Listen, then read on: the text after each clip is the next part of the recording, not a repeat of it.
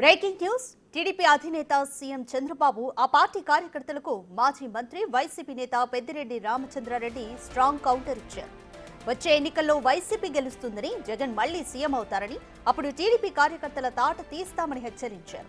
YCP నేతలు కార్యకర్తలపై కూటమి ప్రభుత్వం తప్పుడు కేసులు పెడుతూ వేధిస్తోందన్నారు. వైసీపీ అధికారంలోకి వచ్చిన తర్వాత టీడీపీ కార్యకర్తల భారతం పడతామన్నారు. దాడులకు ఖచ్చితంగా ప్రతి దాడులు ఉంటాయని, తమ తడాఖా ఏంటో చూపిస్తామన్నారు పెద్దిరెడ్డి.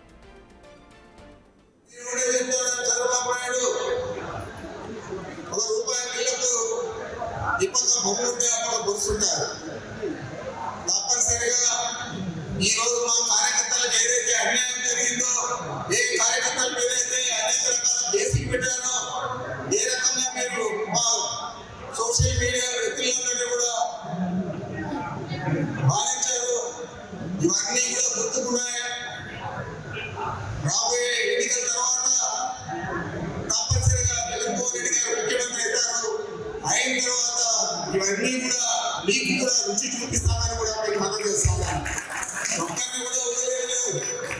తప్పనిసరిగా అందరి మీద కూడా ఎవరైతే మన గ్రామాలలో మన కార్యకర్తల మీద దాడి చేశారో ఆ దాడులకు ప్రతి దాడులు ప్రతి చోట కూడా జరిగి తీరుతాయని కూడా మీకు మనం చేస్తాము.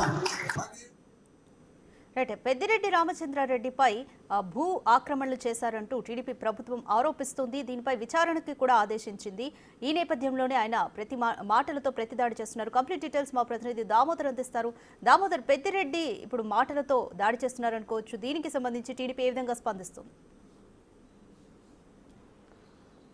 రాధిక, ఏదైతే చిత్తూరు జిల్లా పుల్చర్ల మండలం మంగళంపేట అటవీ ప్రాంతంలో 75.75 ఎకరాల భూములను మాజీ అటవీ శాఖ మంత్రి అయిన పెద్దిరెడ్డి రామచంద్రారెడ్డి కుటుంబము అక్రమంగా స్వాధీనం చేసుకుంది. కేవలం 23.7 ఎకరాలు మాత్రమే వారికి ఎఫ్బి అడంగల్లో రికార్డెడ్గా నమోదయ్యిండగా మిగతా భూమిని అక్రమంగా ఏదైతే రిజిస్ట్రేషన్లు చేసుకున్నారంటూ కూడా కథనాలు రావడం, దానిపైన ఏదైతే అటవీ శాఖ మంత్రి డిప్యూటీ సీఎం అయిన పవన్ కళ్యాణ్ విచారణకు ఆదేశించడం, దీంతో పాటు సీఎం కూడా రెవెన్యూ శాఖతో రివ్యూ నిర్వహించాడు. రెవెన్యూ శాఖ ప్రాథమికంగా ఒక నివేదిక ఇచ్చినట్టు తెలుస్తుంది. ఈ నివేదిక ప్రకారము అటవీ భూములను ఆక్రమించాడంటూ కూడా ఒక నివేదిక స్పష్టం చేసిందండి. ప్రాథమిక నివేదిక స్పష్టం చేసిన నేపథ్యంలో ముగ్గురు విచారణ కమిటీ సభ్యులుగా ఏదైతే చిత్తూరు జిల్లా collector, Chittoor SP, Anantapur CCF conservator of forest యశోదబాయిని కమిటీ సభ్యులుగా ఒక కమిటీని ఏర్పాటు చేసింది. దీనికి సంబంధించి కమిటీ 2-3 రోజుల్లో పెద్దిరెడ్డి కుటుంబానికి నోటీసులు ఇవ్వనుంది. అసలు ఈ భూమిని మీరు ఎలా ఎవరితో కొనుగోలు చేశారో మొత్తం రికార్డులన్నీ మాకు చూపించాలంటూ కూడా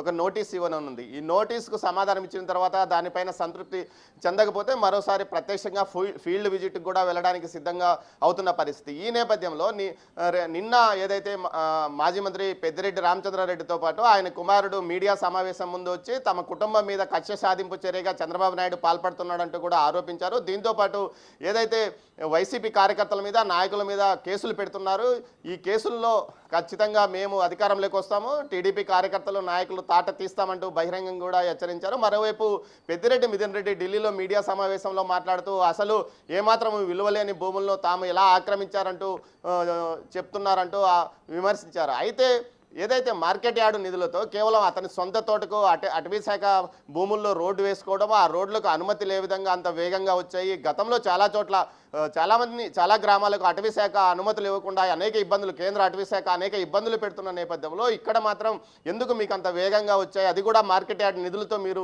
రోడ్డు వేసుకున్నారంటూ విమర్శలు చేస్తూనే టీడీపీ నాయకులు మొట్టమొదటిసారిగా జిల్లా టీడీపీ ఎమ్మెల్యేలంతా కలిసికట్టుగా ఏదైతే పెద్దిరెడ్డి రామచంద్రరెడ్డిపై తీవ్ర స్థాయిలో విరుచుకుపడ్డారు. మాజీ మంత్రి అమర్నాథ్ రెడ్డి, అదేవిధంగా నగరి ఎమ్మెల్యే గాలి భానుప్రకాష్, తిరుపతి ఏదైతే మరోవైపు ఇటు పూతలపట్టి ఎమ్మెల్యే మురళీమోహన్, అదేవిధంగా చంద్రగిరి ఎమ్మెల్యే పులివర్తి నానితో పాటు చిత్తూరు ఎమ్మెల్యే వీరంతా మీడియా సమావేశాలు ఏర్పాటు చేసి మరి తీవ్ర స్థాయిలో ఇటు పెద్దిరెడ్డి ఫస్ట్ నీవు నీ అవినీతి చేయలేదని నిరూపించుకో, అవసరమైతే ఒకసారి మేము కాణిపాకంలో ప్రమాణానికి సిద్ధమా అంటూ కూడా సవాల్ విసిరిన నేపథ్యం. మొత్తం మీద అయితే ఇటు ఏదైతే మంగళంపేట అటవీ భూముల వివాదం రాజకీయంగా వేడెక్కిందని చెప్పవచ్చు. ఇప్పటికే మదనపల్లి ఫైల్స్ కేసులతో పాటు భూ ఆక్రమణల వ్యవహారము, డాక్యుమెంట్ల దగ్ధం కేసులు కేసులతో పాటు మైనింగ్ కేసుల వ్యవహారం నడుస్తున్న నేపథ్యంలో ఇటు ఏదైతే ఫారెస్ట్ భూముల ఆక్రమణ విషయం కూడా పెద్ద ఎత్తున రాష్ట్ర వ్యాప్తంగా చర్చ జరుగుతుంది. ఇటు సీఎంతో పాటు డిప్యూటీ సీఎం ఈ విషయాల మీద సీరియస్గా స్పందించడము, దీనిపైన విచారణకు వేగవంతం చేయాలంటూ ఆదేశాలు జారీ చేస్తున్న నేపథ్యం కూడా కనిపిస్తుంది. మరోవైపు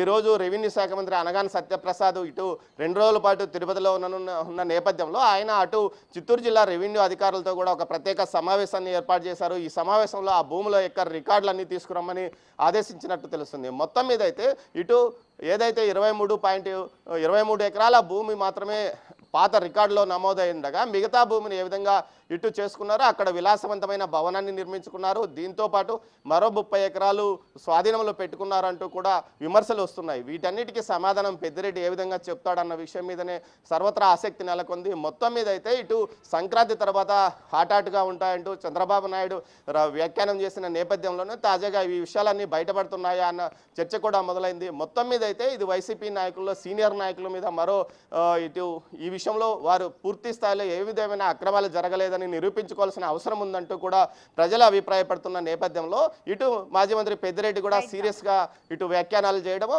వచ్చే ఎన్నికల్లో మేము గెలుస్తాము, ఖచ్చితంగా మీ తాట తీస్తామంటూ హెచ్చరించడం కూడా బహిరంగంగా జరిగింది. రాధిక. Thank you Damodar.